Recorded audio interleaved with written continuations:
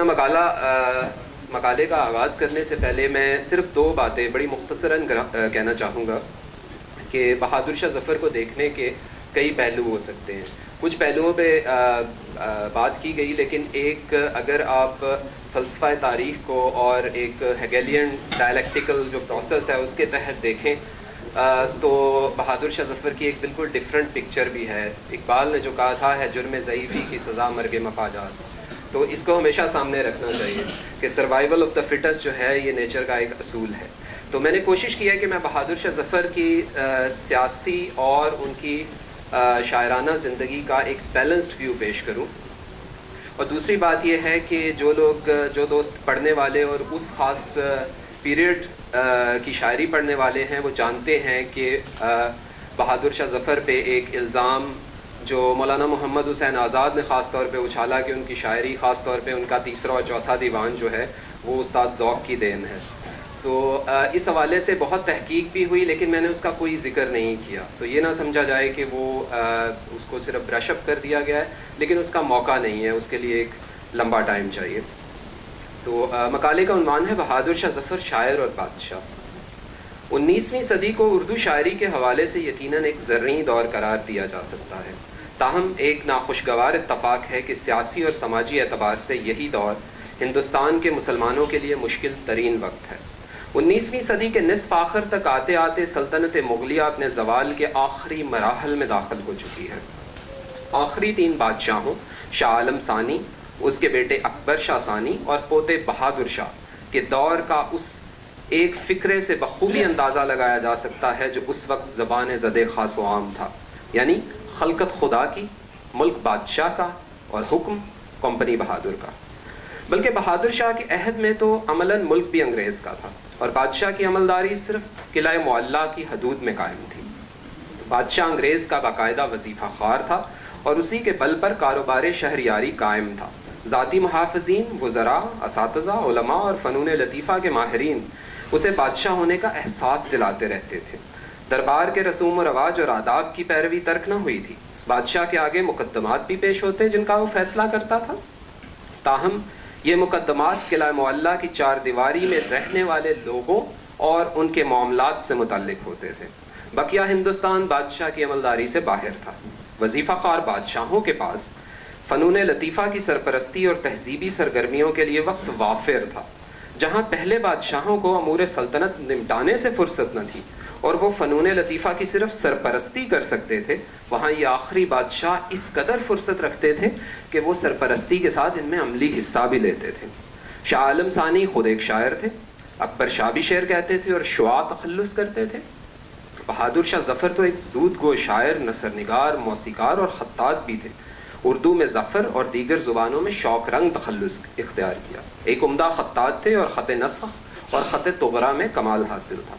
لاکھ سوا لاکھ کے وظیفے کا ایک بڑا حصہ اہل فن کی سرپرستی میں صرف ہو جاتا اور بادشاہ کو اکثر ذاتی جائیداد اور بیگمات کے زیورات گروی رکھنے پڑتے. بہادر شاہ ظفر کا پورا نام ابو ظفر سراج الدین محمد بہادر شاہ تھا اور یہ اکبر شاہ ثانی کی زندہ اولاد میں سے سب سے بڑے تھے، جو ان کی ہندو بیوی لال بائی کے بطن سے 1775 میں پیدا ہوئے. لال قلعہ میں تعلیم پائی اور 1837 میں باپ کی وفات کے بعد محمد بہادر شاہ غازی کے خطاب کے ساتھ 62 برس کی عمر میں تخت نشین ہوئے. یوں تو لارڈ ڈلہوزی پہلے ہی ہندوستان سے دیسی حکمرانوں کے مکمل خاتمے کا خواہش مند تھا اور یکے بعد دیگرے بہادر شاہ کے دونوں بیٹوں کے ساتھ خفیہ معاہدے کر چکا تھا کہ بہادر شاہ کے انتقال کے بعد بادشاہ کا خطاب ختم سمجھا جائے گا. لیکن 1857 کی تحریک آزادی کی ناکامی نے انگریز کو یہ موقع فراہم کیا کہ وہ بہادر شاہ کو قید کر کے رنگون جلا وطن کر سکے. 1858 میں بہادر شاہ کو رنگون لے جایا گیا، جہاں 4 برس بعد 1862 میں وہ دنیا سے رخصت ہوئے. ذاتی زندگی میں بہادر شاہ ایک رحم دل، بامروت اور غریب پرور انسان تھے. نماز روزہ کے پابند اور شراب سے گریزاں تھے. زہد و تقوی کی پابندی کی، تصوف سے عملی تعلق تھا اور سلسلہ چشتیہ کے حضرت فخر الدین کے ہاتھ پر بیعت بھی کی تھی. شیخ سعدی کی گلستان کی فارسی زبان میں صوفیانہ شرح لکھی. زود گو شاعر تھے، 4 دیوان چھپے. بقول ان کے ہم اثر ظہیر دہلوی کے 5 دیوان مرتب کیے لیکن 5واں کبھی شائع نہ ہوا. بہادر شاہ ظفر نے شاعری کی ابتدا میں شاہ نصیر اور کاظم حسین بے قرار سے مشورہ سخن کیا. بعد میں ذوق استاد شاہ کے مرتبے پر فائز ہوئے. ان کے انتقال کے بعد غالب سے اصلاح لیتے رہے. ظفر کا عہد وہ عہد ہے جس میں فن شاعری پر عبور، الفاظ کی چستی و بندش، روایتی تلازمات اور علائم و رموز کا استعمال شاعر کا مقام متعین کرتے تھے. ظفر کے استاد شاہ نصیر مشکل اور سنگلاخ زمینوں میں شعر کہنے میں مہارت رکھتے تھے. ابتداً ظفر بھی اسی روایت کے اسیر نظر آتے ہیں. اسی دور کی ایک غزل کا مطلع ہے: زلف میں بل اور کاکل پر خم، پیچ کے اوپر پیچ پڑا، وہ ہوئی سرکش یہ ہوئی برہم، پیچ کے اوپر پیچ پڑا. ظفر کے دواوین میں ایسے اشعار کی بھی کمی نہیں جو اس زمانے کے عام شعری مزاج اور تہذیبی زوال کی نمائندگی کرتے ہیں. تاہم کلام ظفر کی دو خصوصیات انہیں اردو شاعری کی تاریخ میں مستقل مقام پر فائز کرتی ہیں. نمبر 1، خاندان تیموری کا چشم و چراغ ہونے کے سبب ظفر کو اپنی عظمت گمگشتہ کا خیال تکلیف میں رکھتا ہے. یہ احساس نہ صرف افسردگی اور یاس کو جنم دیتا ہے بلکہ ان کے کلام میں ایک خاص سوز، مٹتی تہذیب کے غم، کرب اور ذہنی ٹوٹ پھوٹ کو نمایاں کرتا ہے. آنے والے دور کے خدشات، تصوف سے وابستگی اور انسانی اخلاقیات کا درس، یہ سب کچھ ظفر کی شاعری میں نظر آتا ہے. مثال کے طور پر کہتے ہیں: شمع جلتی ہے پر اس طرح کہاں جلتی ہے، ہڈی ہڈی میری اے سوزے نہاں جلتی ہے. یا ایک جگہ کہتے ہیں: آہ کب سینے سے اے ہم نفساں نکلے ہے، آہ کب سینے سے اے ہم نفساں نکلے ہے، دل میں ایک آگ سلگتی ہے دھواں نکلے ہے. ظفر کی شاعری ایک ڈوبتی ہوئی تہذیب کا آخری نغمہ ہے. غم اور یاس کی ان کیفیات میں وہ فطری طور پر تصوف کی طرف مائل ہوئے اور اس سے عملاً وابستہ رہے. اس حوالے سے کچھ اشعار پیش خدمت ہیں: بیچ میں پردہ دوئی کا تھا جو حائل اٹھ گیا، بیچ میں پردہ دوئی کا تھا جو حائل اٹھ گیا، ایسا کچھ دیکھا کہ دنیا سے میرا دل اٹھ گیا. ایک جگہ کہتے ہیں: جو کہ ہو تجھ سے سوا تو اسے حسرت سے نہ دیکھ، جو کہ ہو تجھ سے سوا تو اسے حسرت سے نہ دیکھ، اور جو تجھ سے ہو کم اس کو حقارت سے نہ دیکھ. اور ایک جو بھاٹ صاحب نے شعر پڑھا تھا، اسی غزل کا کچھ اشعار اسی حوالے سے ہیں جو تصوف اور ان کی انسانی اخلاقیات سے وابستگی کو ظاہر کرتے ہیں. نہ تھی حال کی جب ہم اپنے خبر، رہ دیکھتے اوروں کے عیب و ہنر، نہ تھی حال کی جب ہمیں اپنے خبر، رہ دیکھتے اوروں کے عیب و ہنر، بڑی اپنی برائیوں پہ جو نظر تو نگاہ میں کوئی برا نہ رہا. اور جو بھاٹ صاحب نے شعر پڑھا: ظفر آدمی اس کو نہ جانیے گا، ہو وہ کیسا ہی صاحب فہم و ذکا، جسے عیش میں یاد خدا نہ رہی، جسے تیش میں خوف خدا نہ رہا.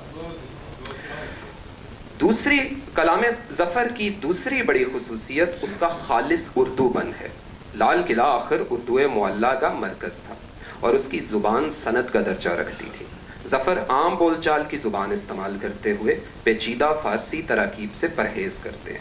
یہ بات انہیں اپنے ہم عصر شعراء سے ممتاز کرتی ہے. یوں ظفر خانوادہ شعری میں شاہ نصیر اور ذوق کی روایت کو آگے بڑھاتے ہیں. وہ فنی اعتبار سے اگرچہ شاہ نصیر اور ذوق کے ہم پلہ تو نہیں، لیکن سادگی، سلاست، اردو بول چال اور محاورے کے استعمال کے حوالے سے ان سے بڑھ کر ہیں. جس طرز ادا کا داغ سب سے بڑا نمائندہ ہے، ظفر اس طرز ادا کی پرورش کرنے والے ہیں. اس حوالے سے کچھ اشعار سنیے اور غور کیجئے کہ ظفر کس خوبصورتی سے روزمرہ کی زبان کو شعر میں سموتے ہیں.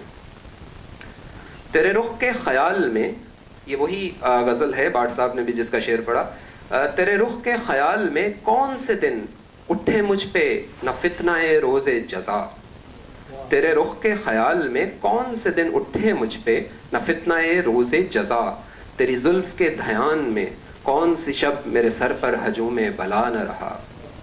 یا ایک شعر کئی مرتبہ پڑھا گیا آج: بات کرنی مجھے مشکل کبھی ایسی تو نہ تھی، جیسی اب ہے تیری محفل کبھی ایسی تو نہ تھی. اور سہل ممتنع کی ایک مثال ایک شعر ہے: اب نہ دیجئے ظفر کسی کو دل، اب نہ دیجئے ظفر کسی کو دل، کہ جسے دیکھا بے وفا دیکھا. اور ایک شعر جو جس میں ایک محاورہ بھی بہت خوبصورتی سے سمویا ہوا ہے: کوئی کیوں کسی کا لبھائے دل، کوئی کیا کسی سے لگائے دل، وہ جو بیچتے تھے دوائے دل، وہ دکان اپنی بڑھا گئے۔ ظفر کو میر، غالب، ذوق اور مومن کی صف میں تو شامل نہیں کیا جا سکتا۔ نہ ان کے غم میں میر کی سی آفاقیت ہے اور نہ صوفیانہ نظریات میں میر درد کی سی گہرائی، لیکن اپنی ان دو خصوصیات کی بنا پر جو میں نے ابھی بیان کی ہیں، یعنی ان کا تصوف اور دوسری بات ان کے اندر جو ایک ان کا اردو کلام، ان کے کلام کا اردو پن، ان خصوصیات کی بنا پہ ظفر اپنے دیگر ہم اثر شعراء سے یقیناً ایک ممتاز حیثیت اور آواز رکھتے ہیں۔ ایک ایسے دور میں جہاں آسمان شاعری روشن ستاروں کی کہکشاں سے سجا ہوا ہے، غالب، مومن، ذوق، شیفتہ، ازردہ، صہبائی، نیر، نسیم، وحشت، تسکین، ممنون، مجروح، سالک، نظام اور ظہیر دہلوی جیسے شعراء میں سوائے غالب، مومن اور ذوق کے کوئی بھی ان سے آگے دکھائی نہیں دیتا، اور یہ بات یقیناً ظفر کو ایک اچھا اور اہم شاعر ثابت کرنے کے لیے کافی ہے۔ ان کا ایک اپنا ہی شعر ہے جس پہ میں اختتام کروں گا۔ سخندان و سخن گو یوں تو دنیا میں ہزاروں ہیں، سخندان و سخن گو یوں تو دنیا میں ہزاروں ہیں، ظفر پر ہم نے تیری سی سخن گوئی نہیں دیکھی۔ بہت شکریہ۔